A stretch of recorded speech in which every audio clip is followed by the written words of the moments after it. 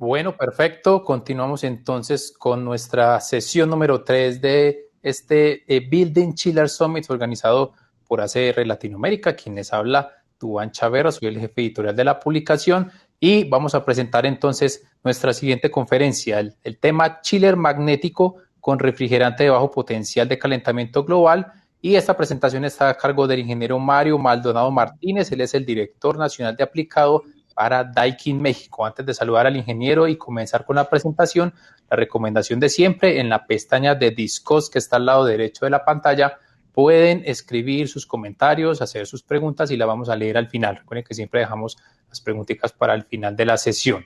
Ahora con esto entonces, saludo al ingeniero. Buenas tardes, ingeniero Mario, ¿cómo está? Muy bien, Duván, ¿cómo estás? Buenas tardes a todos. Muy bien, muy Bienvenidos. agradecido. Muchas gracias por acompañarnos, por haber aceptado esta invitación para esta conferencia. Y bueno, adelante entonces con la presentación. Lo dejo para que comparta su pantalla y yo regresaré entonces para la parte final. Pues muchas gracias a todos. Pues sí, vamos a compartir pantalla. Trataremos de avanzar lo más pronto posible porque tenemos mucha información que compartirles. La verdad es que agradezco a la revista ACR, a Repriaméricas, para que nos dieran ese espacio y sobre todo para seguir promoviendo tecnología nueva y sobre todo aportar un poquito acerca pues, de todo el tema del calentamiento, ¿no? Sabemos que ese es un tema no nuevo, pero que estamos viendo efectos importantes últimamente, entonces es importante abonar estos temas, ¿no? Hablaremos hoy de un chiller magnético con este tipo de refrigerante de bajo potencial de calentamiento global, ¿no? Sus siglas en inglés GWP, ¿no? El modelo es el WMTC, ¿no? Tiene un porqué estas letras, que ahorita lo vamos a ver, ¿no? Pero hablemos un poquito de refrigerantes, ¿no? Los refrigerantes, pues porque obviamente hemos escuchado ya de refrigerantes en las diferentes ponencias que hemos en este día.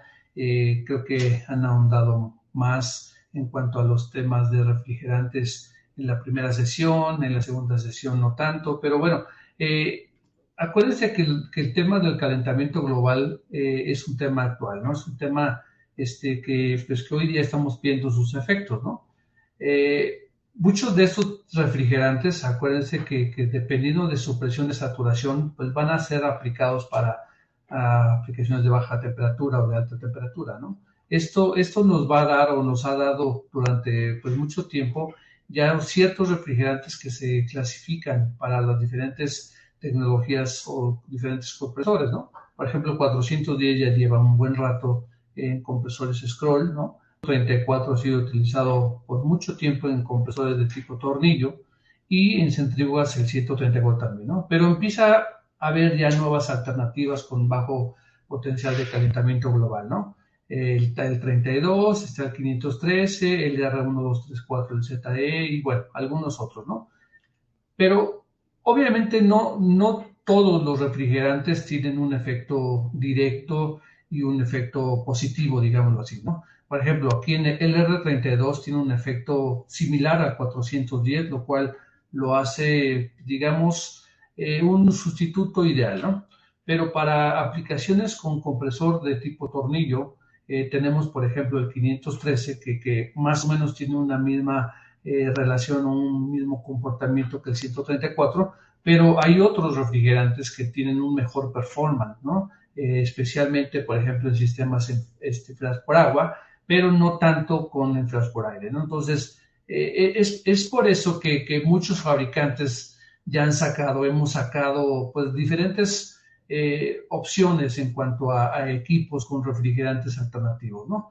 Obviamente no todos están yéndose hacia un lado, ¿no? Unos están escogiendo hacia un sentido, otros hacia otro. Obviamente sus tecnologías juegan mucho en la decisión del tipo de refrigerante que vamos a utilizar. Y bueno, entonces aquí está, ¿no? Aquí están los diferentes alternativas que empezamos a ver. Pero acordémonos exactamente qué viene el tema todo del refrigerante, ¿no? Empezamos hace algunos años con todo el tema del CFC y los HFC. Yo no voy a ahondar mucho en esto, ya creo que ya hemos hablado de refrigerantes mucho tiempo, pero el primer problema con el tema del protocolo de Montreal pues era de que teníamos refrigerantes con alta concentración de cloro y que teníamos un problema de depresión de la capa de ozono, ¿no? Pero estos refrigerantes causaban calentamiento global, ¿no? ¿Por qué? Pues porque no eran tan eficientes, ¿no? Ahora la prioridad no es tanto la capa de ozono, sino es el calentamiento global, entonces estamos en búsqueda de nuevos refrigerantes con un bajo potencial de calentamiento global, ¿no? Pero ¿por qué nos preocupa eso, no? Esta es una gráfica, ¿no? En donde la Agencia Internacional de Energía nos predice que en los próximos 30 años el consumo o la demanda de energía eléctrica en aire acondicionado pues se va a triplicar en los próximos 30 años, ¿no? O sea, esa es una tendencia, ¿no? Que seguía, digamos, antes de pandemia, ¿no? Del uso o de la demanda de electricidad que vamos a tener en los próximos 30 años, ¿no? Pero ¿qué es lo que pasa también? Pues porque obviamente las altas concentraciones de dióxido de carbono se han estado acumulando e incrementando de forma impresionante en los últimos 50 años, ¿no? Si ustedes ven esta gráfica, podemos ver que en los últimos 50 años el nivel de concentración del dióxido de carbono en la atmósfera pues, se ha elevado de forma impresionante, ¿no? Y eso obviamente causando el efecto invernadero y obviamente causando el tema del calentamiento global, ¿no? Entonces, estamos que dependiendo de la aplicación del tipo de aire acondicionado o de mercado que estemos hablando, pues será la demanda que vamos a tener, ¿no? Aquí podemos ver demanda residencial que va a ser un poco mayor que la demanda comercial, pero aún así, ¿no? La suma de estas dos pues nos va a triplicar en los próximos años la demanda de energía, ¿no? Al igual, obviamente, si lo dividiéramos por países o regiones, pues podemos ver cuál es la tendencia de la emisión, obviamente en países desarrollados, subdesarrollados, pero sobre todo en aquellos que tienen de alguna forma una responsabilidad y una capacidad de poder disminuir esos efectos o esa emisión de dióxido de carbono, ¿no? Todo este tema con el anexo de Kigali, obviamente lo que trata es de reducir esas emisiones, ¿no? De reducir el consumo de estos químicos que nos producen este calentamiento global, ¿no? Hemos de alguna forma estado en contacto con las diferentes etapas que tiene estos protocolos o estos anexos de Kigali, en donde obviamente los países se están comprometiendo a disminuir de forma considerable en los próximos años estas emisiones, ¿no? Pero no todo es aire acondicionado, digamos, residencial o comercial, ¿no? Sabemos que tenemos, pues, un porcentaje importante, sí, pero que no es la única industria a la cual pues hay que atacar, ¿no? De las principales iniciativas que se ha tenido, por ejemplo, en el tema de la disminución de refrigerantes con alto potencial de calentamiento global, pues por ejemplo es que México y Canadá sí firmaron el acuerdo de Kigali. Estados Unidos como nación no lo hizo, pero el estado de California sí está llevando a cabo ciertas regulaciones, lo cual ha puesto a la Agencia de Protección del Medio Ambiente pues, a regular estas alternativas, estas sustancias alternativas, lo cual pues, obviamente entre ASHRAE y el EPA nos han sacado estándares de cuales nos indican diferentes clasificaciones en cuanto a su toxicidad o en cuanto a la flamabilidad de estos tipos de refrigerantes alternativos, ¿no?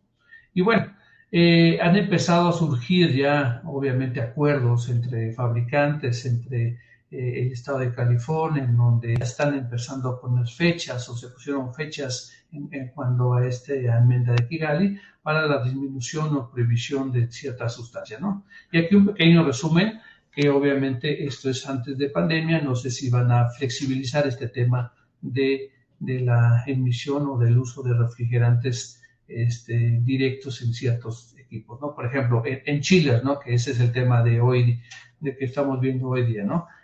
Para el 2024 se está estableciendo ya una prohibición en Estados Unidos, en California, por ejemplo, de prohibir prohibir el uso del 134, 410 y 407 en los equipos, ¿no?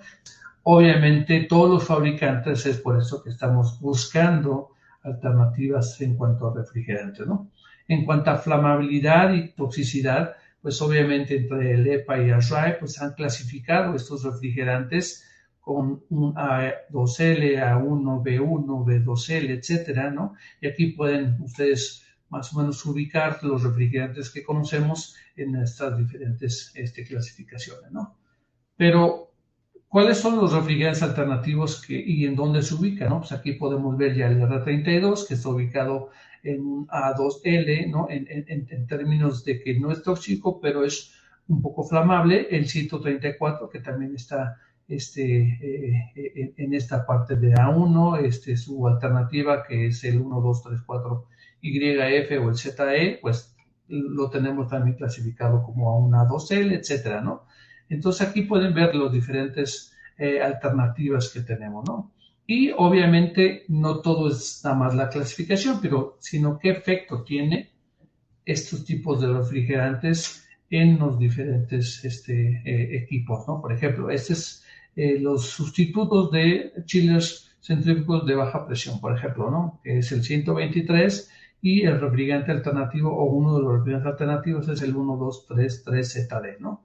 Tiene un efecto de capacidad positivo, o sea, está en verde, o sea, que mejora la capacidad, es un tema de mejor o una menor toxicidad, pero por ejemplo el 514, pues tenemos un problema aquí en capacidad, ¿no? Que es menos eficiente seguramente, o te da una menor capacidad y también es más tóxico que el 120. Entonces, vamos viendo pros y contras, o sea, no es que tengamos un sustituto, un refrigerante sustituto, pues de forma ideal, en donde tengamos incluso la mejor capacidad, una mejor eficiencia y que no tengamos un efecto en otro sentido, ¿no?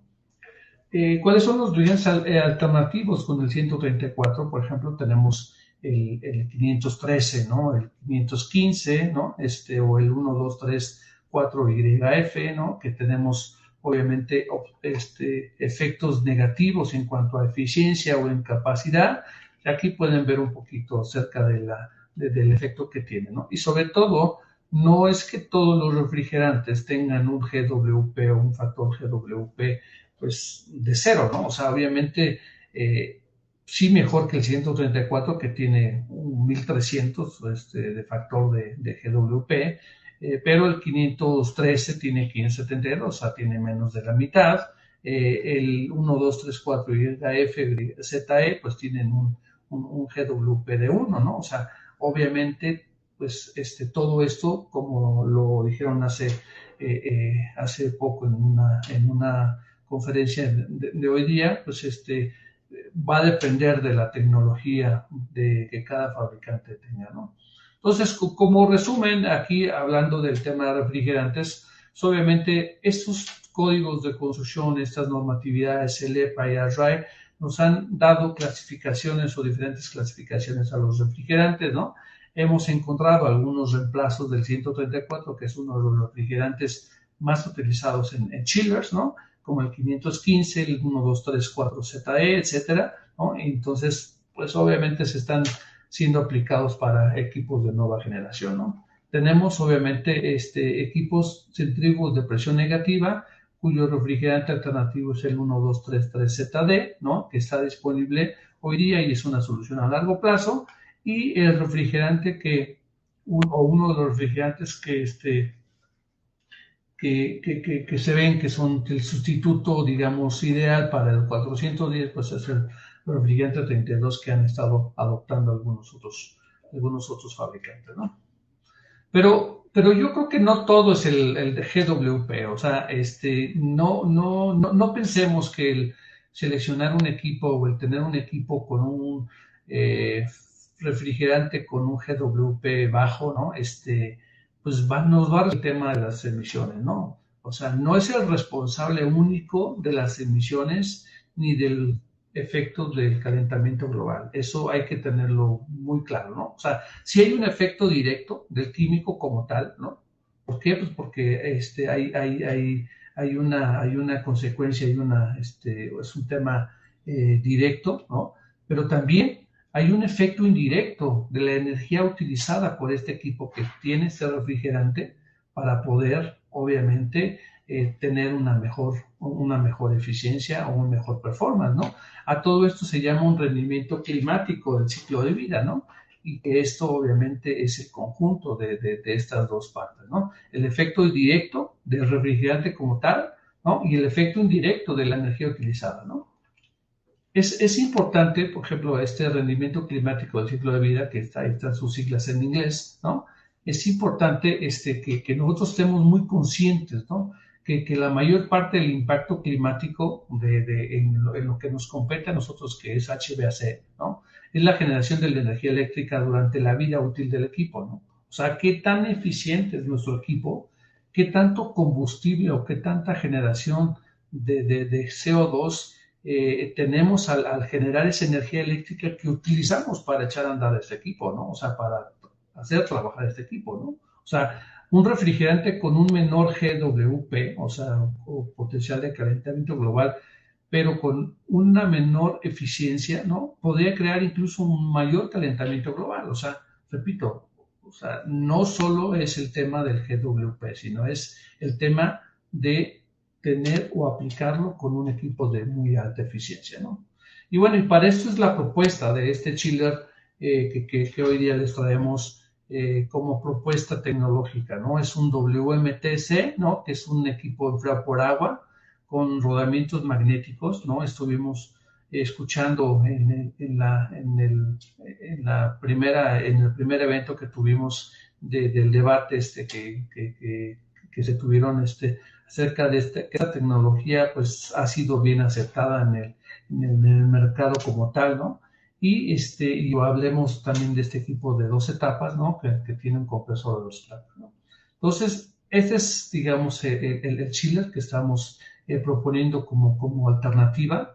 Obviamente, han sido factor de validación de la parte tecnológica, ¿no? El Departamento de Energía de Estados Unidos ha validado tecnología a través de su Departamento de Marinas o que estableció identificar un grupo de tecnologías que muestran ahorro de energía, ¿no?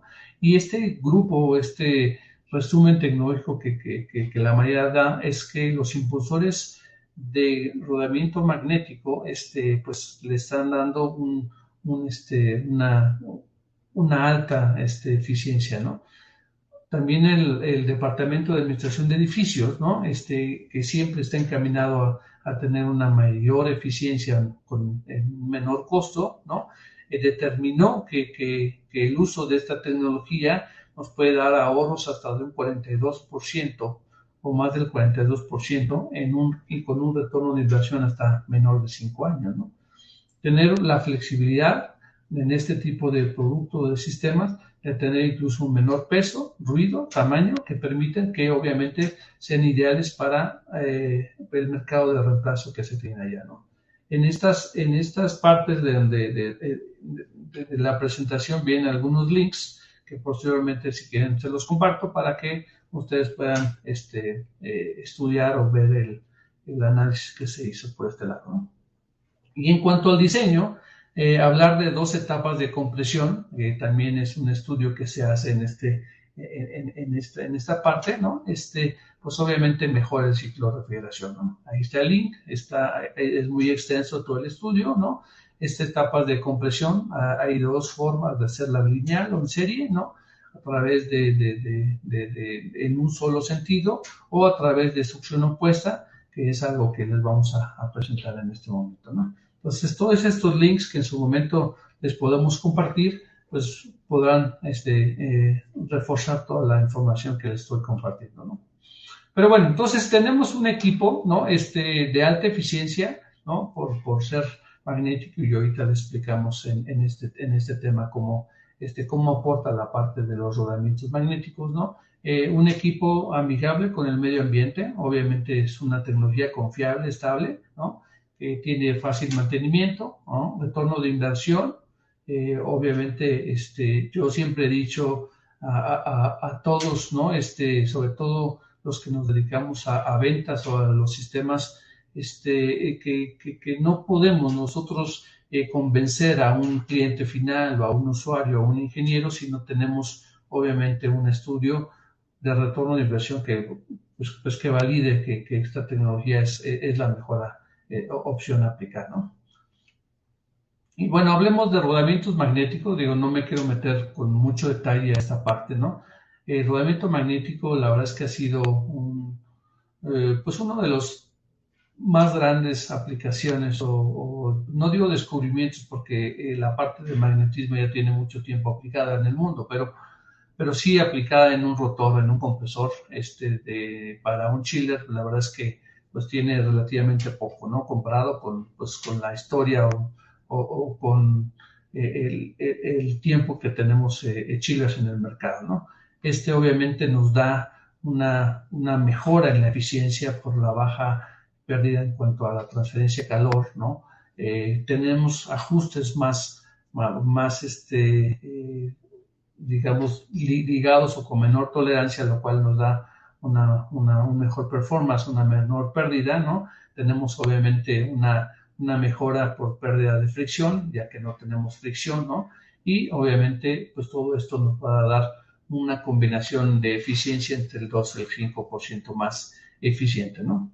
Pero no solamente es el rodamiento magnético, ¿no? Sino esta tecnología ofrece también el compresor, que es con un motor síncrono de magnetos permanentes, ¿no? A diferencia de un motor de inducción, ¿no? Que es el que normalmente conocemos, ¿no? Motor síncrono de magnetos permanentes, pues obviamente su giro depende directamente de lo que es el campo magnético, a diferencia del motor de inducción, que normalmente gira a menor velocidad que el campo magnético que lo genera, ¿no?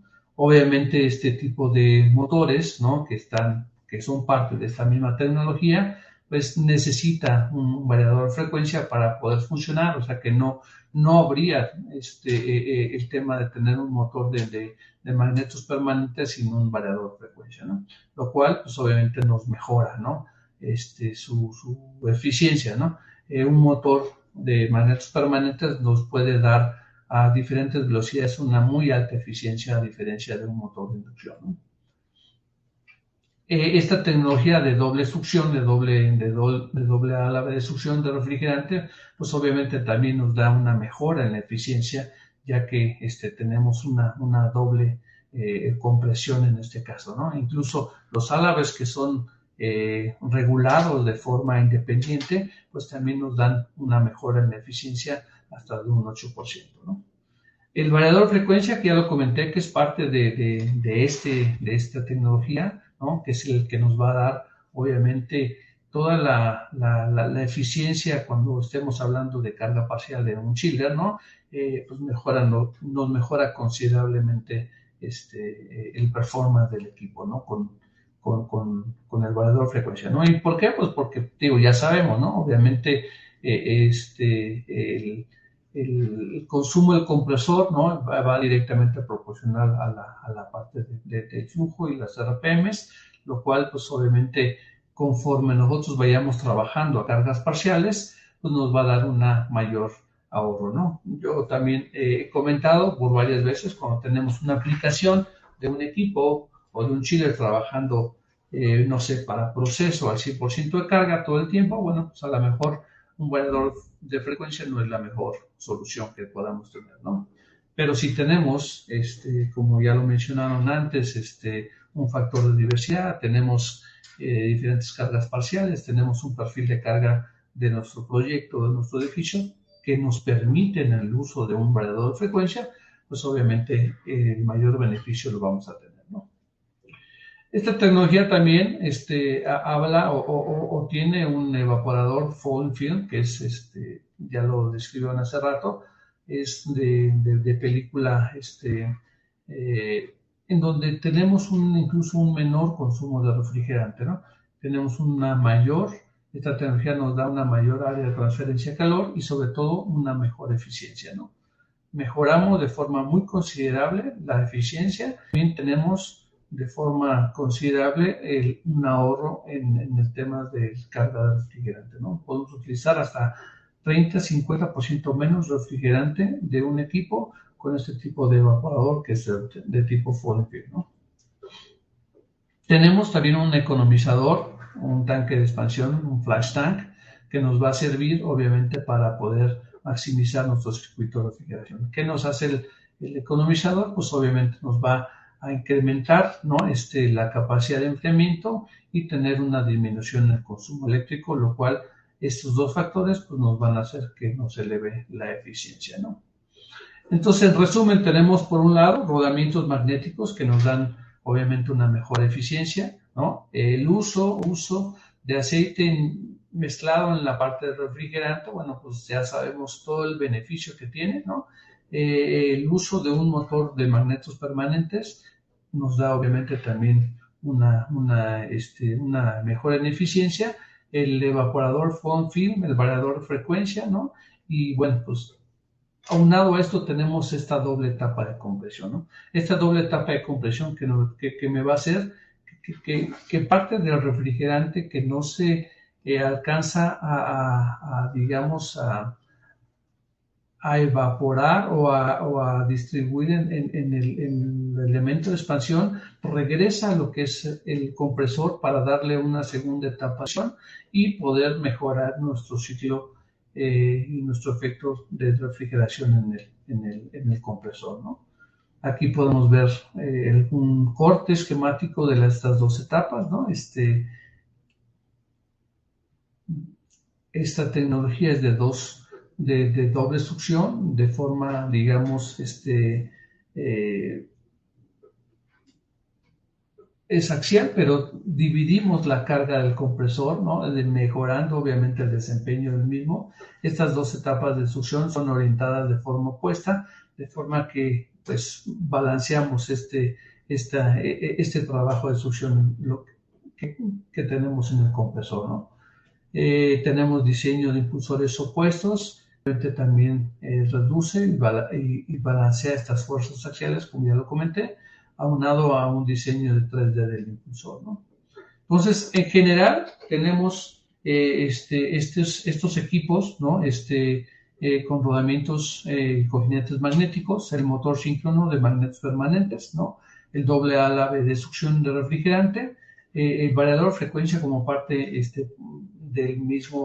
de la misma tecnología, ¿no? El evaporador de Falling Field, ¿no? Y el economizador de tipo flash time, ¿no? Todo esto nos da obviamente un equipo de muy alta eficiencia, en donde obviamente tenemos, comparado contra otras tecnologías, pues tenemos magnetos, rodamientos de tipo magnético, tenemos el motor que ya lo comenté, los alaves de succión, ¿no? El variador de frecuencia y el evaporador, ¿no?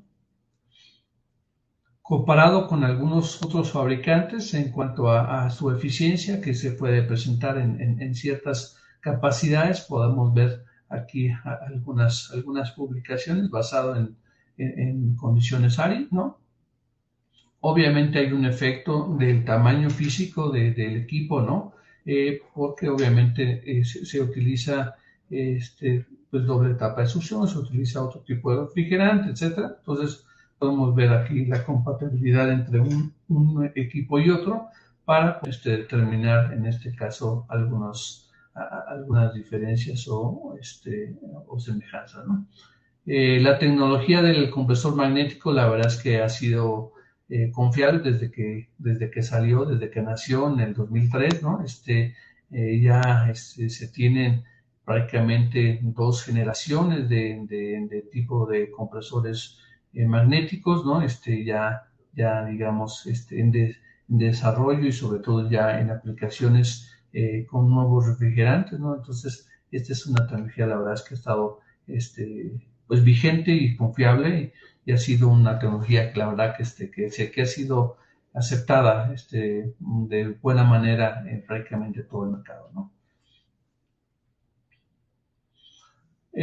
Protecciones de seguridad, protecciones en cuanto al BFD, pues tenemos prácticamente, o sea, tiene todo, en esta tecnología prácticamente todo, ¿no? El tener obviamente un equipo con diseño de transmisión directa, pues evitamos algunas situaciones en cuanto a la movilidad del número de partes en movimiento, tenemos obviamente todo el tema del mantenimiento por temas de aceite. Al ser una tecnología libre de aceite, pues no tenemos todo el tema del mantenimiento por parte del aceite, ¿no? No requiere carga de aceite, no requiere reemplazo de aceite, no tenemos ningún filtro, obviamente o sea, todo lo que tenga que ver con el aceite, ¿no? El aceite, al final, ustedes saben que se va y se acumulan los intercambiadores de calor, lo cual, pues esto, al generar una película en el intercambiador, pues obviamente disminuye de forma considerable su eficiencia, ¿no? Entonces, es importante también que tenemos en cuenta que esta tecnología es sustentable, ¿no? O sea, que se mantiene mucho tiempo, ¿no? Dando las mejores eficiencias, ¿no? Y bueno, obviamente, estudios o análisis en cuanto a una tecnología con otra, pues obviamente nos tienen que dar el beneficio de un retorno de inversión, ¿no? Por ejemplo, hagamos este ejercicio en cuanto a hoy día disponible con un compresor magnético, ¿no? Tenemos un WME que utiliza 134A, un WME que utiliza 513A, que es refrigerante ya con bajo potencial de calentamiento global, o un WMT, ¿no? Que utiliza un refrigerante 1233ZD, ¿no? En una selección típica de 500 toneladas tenemos este equipo con un GWP de 1300, el 513 con un GWP de 573 y el 1233ZD con un GWP de 1, ¿no? Y de acuerdo a lo que vimos y las proyecciones que pueden llegar a tener, pues el límite para un equipo de este tipo es un GWP de 50, ¿no?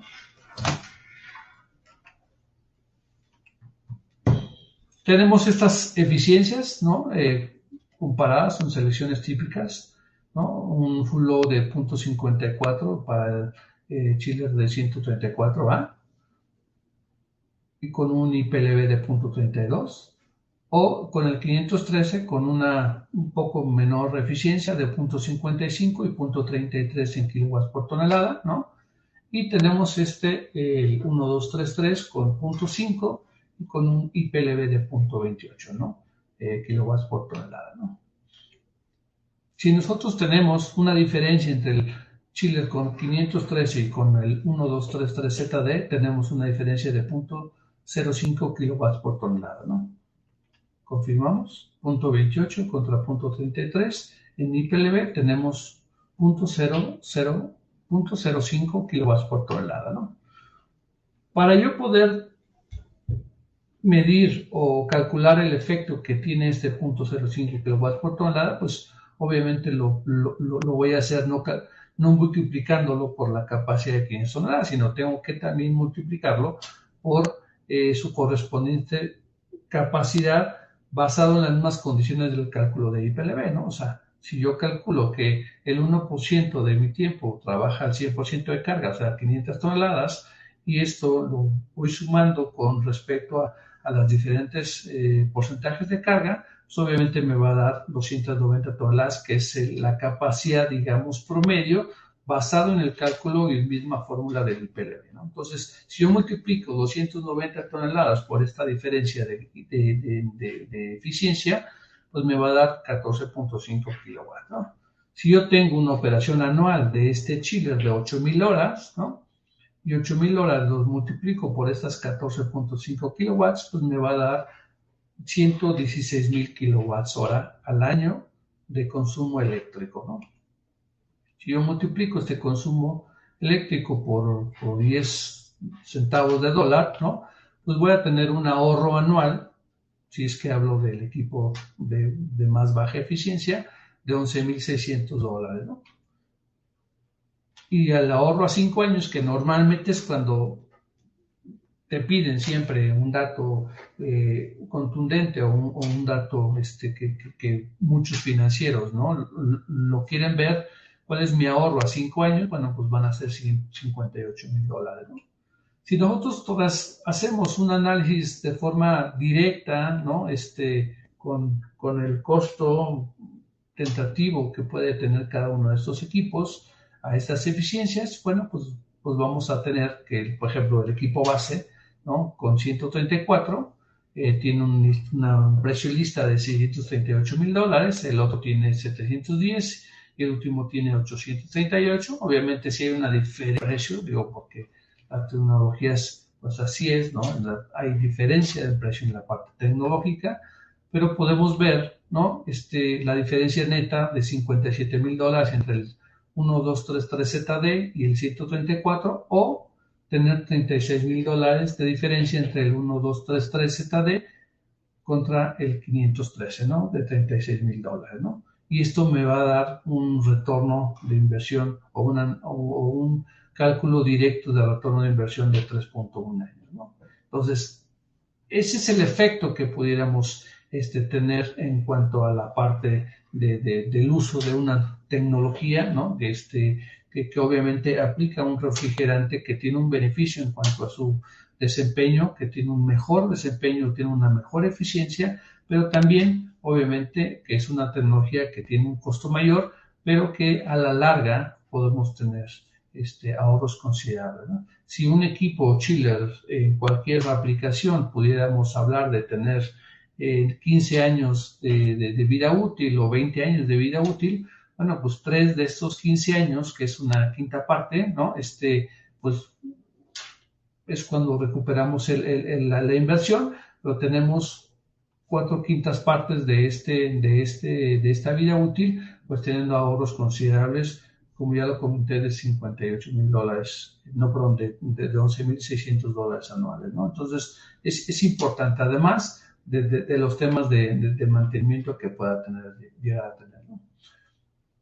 ¿Cuál es el tema también importante a considerar? Pues es la parte física, ¿no? Del equipo como tal, ¿no? O sea, los equipos normalmente, y dependiendo de esto, va a depender mucho la parte de la aplicación o de los mercados en los que ustedes se muevan, ¿no? Si tenemos un mercado muy grande, ¿no? Por ejemplo, en Estados Unidos, que hay un mercado muy grande de la parte de reposición, ¿no? Pues a lo mejor es un tema importante, porque obviamente ya hay bases de equipos hechas, ya hay dimensiones de 4 máquinas, ya hay, no sé, o sea, habrá que definir cuánto de nuestro mercado es un mercado de reemplazo, qué porcentaje de nuestras ventas es, ¿no?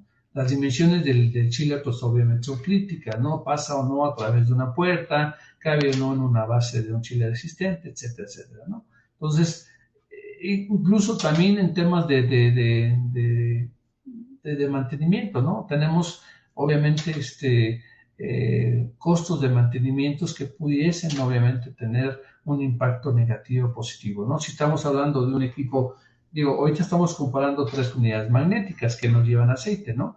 Pero si comparamos un equipo que es de aceite versus con un equipo que no lleva aceite, como el magnético, pues obviamente las diferencias son muy grandes, ¿no? Entonces ahí, por el mantenimiento, también pudiéramos tener un efecto importante, ¿no? Estos equipos de WMT usan tecnología de refrigerantes de baja presión, obviamente requiere un equipo adicional, una unidad de purga, y obviamente pues habrá que probar ahí para cualquier tema de fuga, ¿no? Pero bueno, en resumen, en desempeño podemos hacer de esta comparativa en donde el WMT es el que tiene un mejor desempeño, ¿no? En peso pudiéramos decir que el WME, que es el de 134, tiene una menor dimensión, un menor peso, ¿no? En precio, pues obviamente, si nos fijáramos solamente en la parte de inversión inicial, pues estamos hablando de que el de 134 pues, es el que resulta ser más atractivo. Estamos comparando, acuérdense que estamos comparando solamente tecnología magnética, ¿no?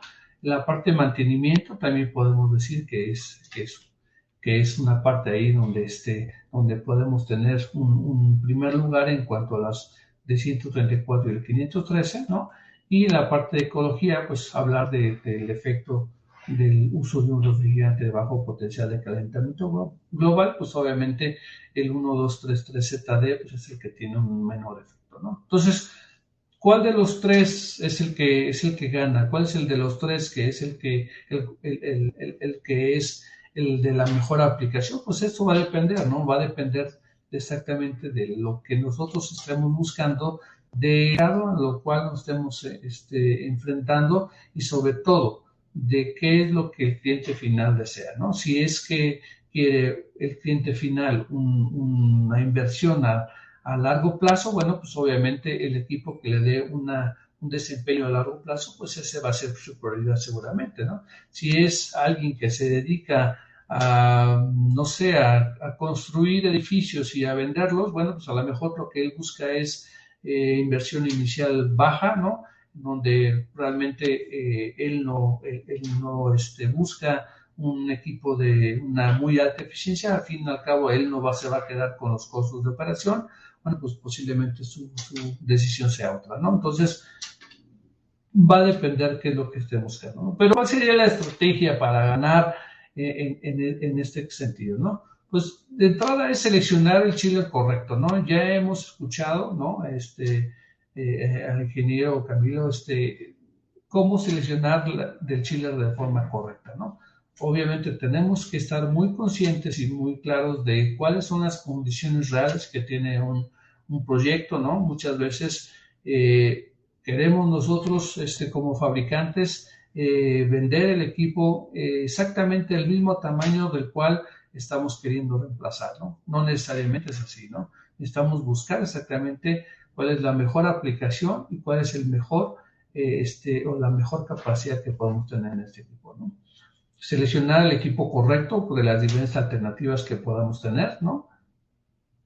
Y obviamente de todas las opciones que nos pueda dar un programa de selección, pues buscar cuáles son los que más nos convienen, ¿no? Hay equipos con una tecnología, con un desempeño muy bueno, pero obviamente muy caros, o hay otros que tienen un desempeño no tan bueno y pues más barato, ¿no? Entonces, hay que buscar un justo balance entre todo esto. Si es que hay información de los diferentes frame break que podamos tener en las diferentes literaturas que tengamos, utilizar los cuadros comparativos, ver contra quién estamos compitiendo, ver cuál es la capacidad o el rango de capacidad que estamos queriendo nosotros competir, ¿no? Sacarle ventajas de los sweet spots que podamos tener, las diferencias que podemos tener en tecnología contra uno contra el otro, ¿no? Utilizar toda la información, pero sobre todo tener la aplicación y el mercado bien claro acerca de lo que nosotros estamos buscando, ¿no? La parte confort, pues obviamente sabemos cuáles son los rangos de temperatura a los cuales nos movemos y cuáles son exactamente o cuáles son los posibles modelos o tecnologías que pueden estar utilizadas para la parte confort, ¿no? Obviamente hay un boom en temas de data centers, por lo menos aquí en México así lo tenemos, data center, ¿no? Entonces, es importante ubicar qué equipos podemos estar aplicándolos ahí, ¿no? O tener aplicaciones de baja temperatura con salmuera, con glicol, en donde obviamente hay ciertas tecnologías que nos manejan de mejor manera los diferentes lifts o las diferentes versiones de refrigerante de trabajo y obviamente pues utilizarlo, ¿no? Pero sobre todo, y para finalizar, es tener un servicio remoto que nos pueda garantizar que el chiller está operando a las condiciones que fue diseñado, ¿no? De nada sirve, ya lo comentó alguien en este mismo evento, ya lo comentó alguien, de nada sirve tener la mejor selección del chiller si nosotros no nos garantizamos o si nosotros no confirmamos que este equipo está trabajando bajo las condiciones de operación a las cuales fue diseñado.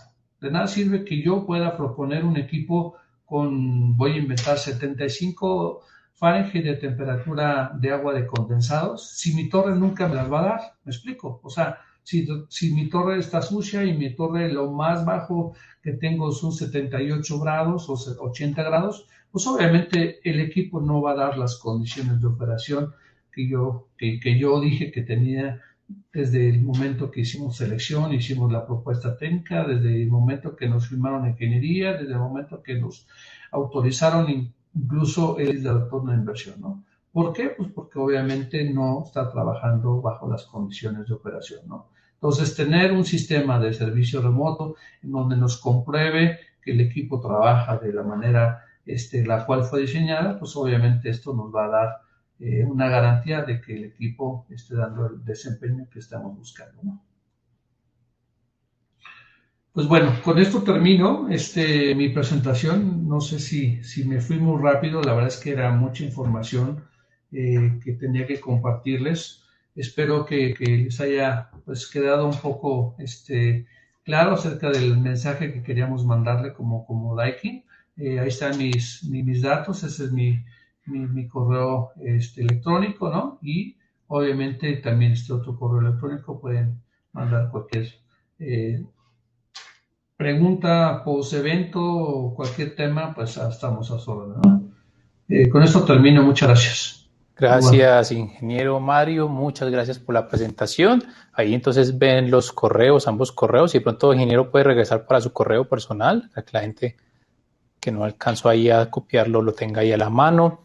Y tenemos algunas preguntas, ingeniero, se nos acabó el tiempo de la presentación, pero vamos a sacar unos 5 minuticos para responder, que tenemos ese espacio todavía. La pregunta de Onassis Guzmán es, primero con un comentario, dice, en Colombia la experiencia con compresores magnéticos no es la mejor en cuanto al funcionamiento de la parte electrónica, daños en variación de frecuencia y tarjetas de control.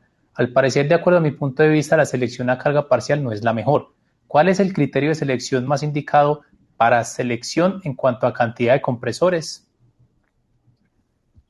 Sí, gracias. Pues sí, la verdad es que podemos hablar de muchas historias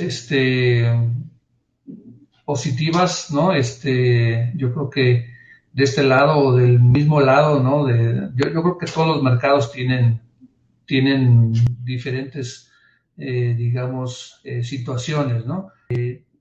Obviamente nosotros podemos hablar de las experiencias positivas que sí tenemos con esta tecnología, ¿no? Para mí, esta tecnología del magnético es una tecnología ideal para condiciones de carga parcial, ¿no? Obviamente, dentro de un rango de un 30 a un 70%, yo creo que sería ideal aplicarlos, ¿no? Por arriba del 80% o del 75%, la verdad es que si yo mantengo muchas horas de operación en estos porcentajes de carga, posiblemente no es la mejor aplicación para un equipo de tecnología magnética. ¿Por qué? Pues porque traemos una carga de un variador de frecuencia que al final del día es una carga eléctrica, ¿no? Pero si nosotros lo aplicamos a condiciones de parcial baja, ¿no? Del 70 para abajo hasta, no sé, el programa de selección dice que hasta un 10-15% podemos tener trabajando, ¿no? Pero obviamente no solamente el tema de que si es capaz o no el compresor de manejar una carga parcial así, ¿no? Muchas veces por el tema de requerir baja o condiciones de baja carga, pues muchas veces las condiciones de temperatura, tanto de condensados como las condiciones de temperatura de retorno de agua helada, pues obviamente no son las ideales. Pero bueno, respondiendo, para mí es ese rango entre un 30 y un 70% la mejor aplicación de una tecnología de chiller magnético.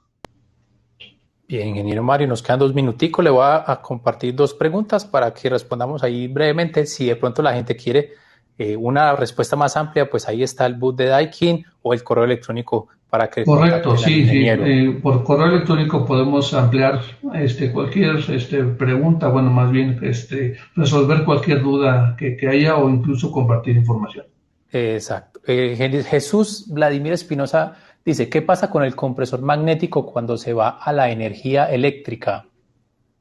Sí, gracias. Buena pregunta, la verdad es que es buena pregunta, porque mucha gente se piensa que el equipo al estar, acuérdense que nosotros tenemos rodamientos magnéticos que obviamente cuando energizamos Lo que hace el magnetismo en este rodamiento es que eleva, ¿no? Eleva el rotor y hace que levite, ¿no? Por la parte del magnetismo, ¿no? Obviamente cuando está girando, pues está girando sin rozamiento, ¿no? Sí, sin rozamiento en la parte del rodamiento, ¿no?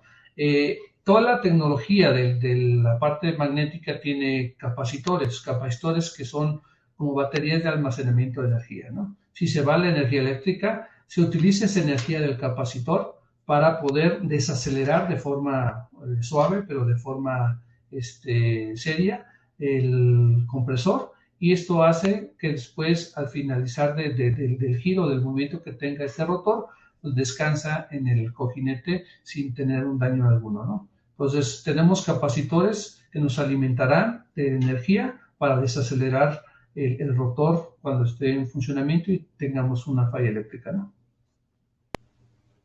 Perfecto. Y la última pregunta que alcanzamos a formular, y que bueno, de hecho es la última, es de Rafael Rivera, que dice: ¿se ha medido el desempeño del ciclo de vida del equipo cuando se instala a la intemperie versus en un sótano protegido de la radiación UV del sol?